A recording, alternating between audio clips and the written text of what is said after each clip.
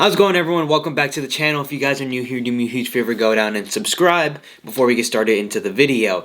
Most likely, if you're watching this video, you're looking into buying yourself a Lexus Is250, Lexus Is350, or possibly even an ISF. Now, before we get started into the video, one thing I am going to say is that the IS series is a great lineup of cars, but today I'm going to tell you guys some of the issues that you might occur and might encounter when you're looking to buy one or looking to own one. Now, there's a lot of information out there on the internet telling you different things about the Lexus Is250 mainly, and a couple of different things about the Lexus Is350. The ISF is a completely different monster, but some of these things will trickle down from the lower trims to the ISF. But those things being said, let's talk about some of the issues, some of the bigger things that you might encounter when you're looking for one of these cars. So first of all, the biggest issue, the biggest thing I can see that every single car has, unless it has the issue resolved from Lexus, is the melting dash issue. Now, this was really common from the 2006 to about the 2009, 2010 cars. The dashes would melt, and this resulted in not them only looking really bad, but in sometimes they would melt to the point where there'd be glare shining back at you. They start cracking.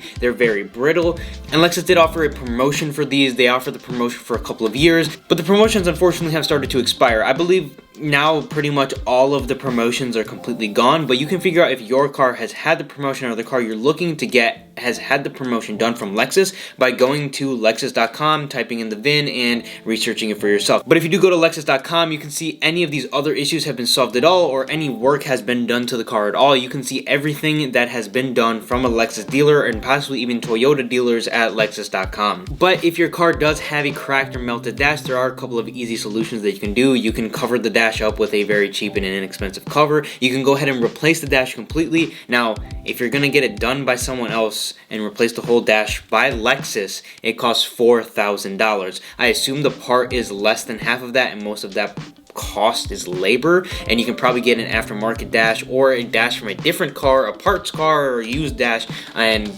install it for yourself for probably under $1,000. My car clearly has a very bad dash, and it's starting to get slowly worse. It had a little bit of pitting when I first bought it. Then I took out the infotainment screen to add Apple CarPlay, and then it started cracking even more because it had been agitated. And talking about that infotainment screen that I took out, the original infotainment screen actually has a couple of glitches, and on top of that, the technology is just old now. So back when they first came out, there was a couple bugs in them in terms of the navigation and all of those things. Nowadays, it's practically useless. There's no point in using that navigation, and you're better off just using your phone. So keep that in mind when you're buying the cars, that it might be a little glitchy, but at the same time, it really serves no purpose at this point in time if you do have a car that's optioned with navigation. Some of them did not come with a navigation option. Now, hold on a second, we're going to get into the bigger mechanical things in just a second here, but there are two other things that I want to address. Number one is the rear view mirror fading. Over time, some of the rear view mirrors in the cars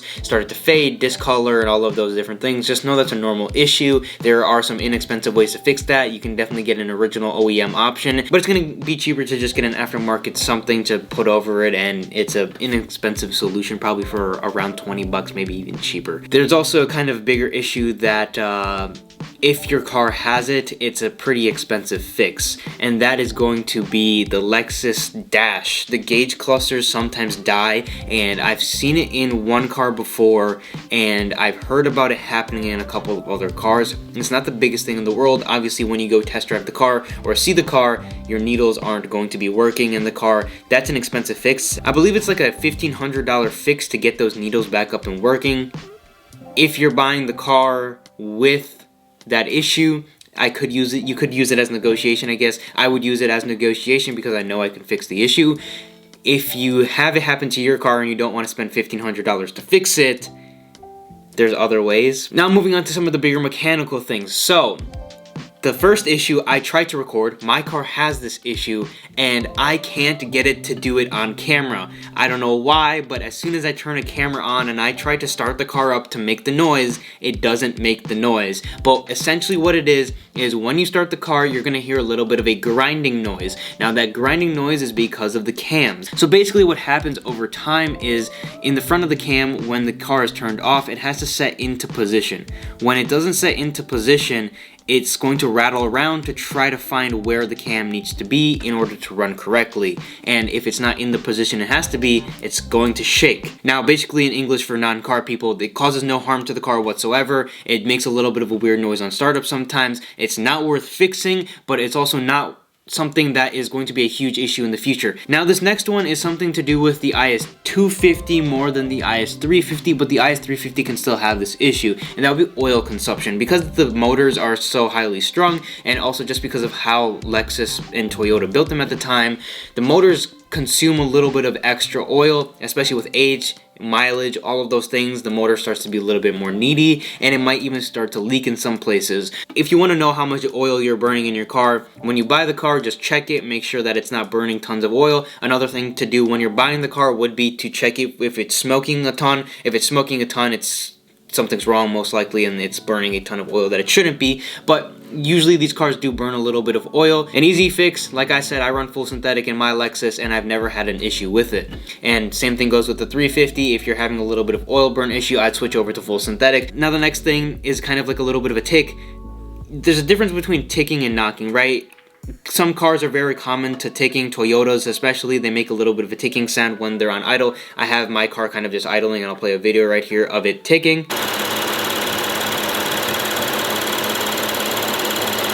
They do that. It's a normal thing, nothing to be alarmed of. If it's knocking, that's a different issue, but knocking is not a common issue in these cars. Very last thing, the biggest thing that you're going to see when you look up Lexus Is250 issues. This happens in the Is250, not the 350 or the ISF. The reason this only happens in the Is250 is because the Is250 is direct injected, meaning it has a little bit of carbon buildup issues. Carbon buildup occurs over time with higher mileage. It's going to happen to the cars with higher mileage regardless.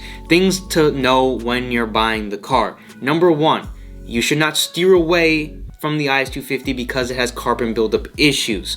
The carbon buildup can occur and can be an issue and something to keep in mind, but it's not something that is make or break in my opinion. Some people say it's going to cause your engine to fail, or you shouldn't buy it because it's going to make your car run horribly. That's simply not true. If you're going and buying a car that has stalling issues, check engine light for stalling issues, or just straight up is idling super rough or super high, your car might have some carbon buildup issues. I would stay away from that specific car. But if you go and you test drive a car, it has smooth idle, it's not stalling out, and it's really not showing any symptoms of the engine having any type of trouble running, the car most likely has a little bit of carbon buildup, as they do with higher mileage cars especially, but you should be fine. There are ways to remedy this issue. You can drive them a little bit harder once they're starting to build the carbon. If you start to rev them up a little bit and drive them hard for a couple of days, it'll kind of clean out the engine in a way, not really clean out, but it'll make the car not really have the carbon buildup issues if you just drive them a little bit harder. Not all the time, but for a couple of days. A way you can really solve this issue or prevent it even further other than just driving it hard is you can change the PCV valve and clean the throttle body out. That will really get rid of all that carbon buildup. That's where it builds up in the first place. So if you clean the issue where it's first starting out, you can really kind of mitigate the carbon buildup issues. If your car does have carbon buildup, one thing you can do is a walnut blast or a sea foam and really clean the car out of the carbon buildup. It's not a make or break. The cars are going to have it. Just be aware of it when you're buying it. Now, issues I've had with my personal car. So my car has had a slew of issues. Number one, I have HIDs in my car, which were standard with my 2007. So the issue I had was they would intermittently turn off. So I would have the car on, the lights would be working, and then 5 minutes later, the lights would turn off. I'd have to turn it back on and off. I got those repaired. It was a little bit of a pricey fix, but that's an issue I had. I'm not sure how common that is. It's probably due to just them being overused and having the lights on all the time. Another issue I've encountered recently is my water pump has failed. My water pump has started leaking. It is not completely failed, but it's leaking a ton of fluid all over my garage. The thing to keep in mind there is I'm pretty sure that's a semi-common Toyota issue, and it's a little bit of an expensive fix if you get it done by someone else, but I don't see them failing a ton in Lexus Is250s, nor have I seen tons of people talking about them in the cars, so I think it's just something that happened with my specific car. Another issue that I've encountered is I have a premium pack car, meaning I have heated ventilated seats, I have memory seats, and a couple of other things like a rear shade. My car's memory seats don't work at all, which is really unfortunate because I don't know how to fix it. And it's just really annoying because some of the smaller electronic things, there's a ton of electronics in the car, and some of them just don't work or work very on and off. And very last thing is a very minor thing, but I've had a little bit of an issue with the transmission being a little rough. Now I want to do a trans oil change.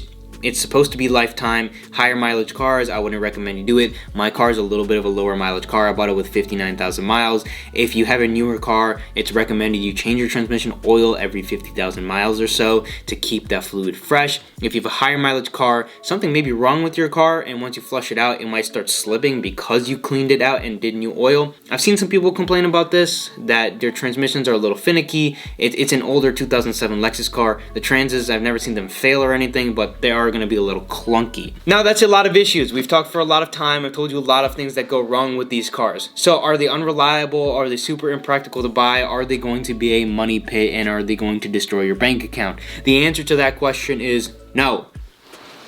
Now my car unfortunately was not treated the best by the previous owners, so kind of some of the maintenance items that they failed to do or failed to prevent are kind of put on me. But in the longer scheme of things, once I do knock out some of these smaller maintenance items, the car should be pretty bulletproof reliable. And for the most part, we've seen these cars run to 200, 250, 300, 350,000 miles without any real issues. That's all I have for this video though. If you did enjoy, do me a huge favor, leave a like, subscribe to the channel, and that's all I have, so I'll see you guys in the next video.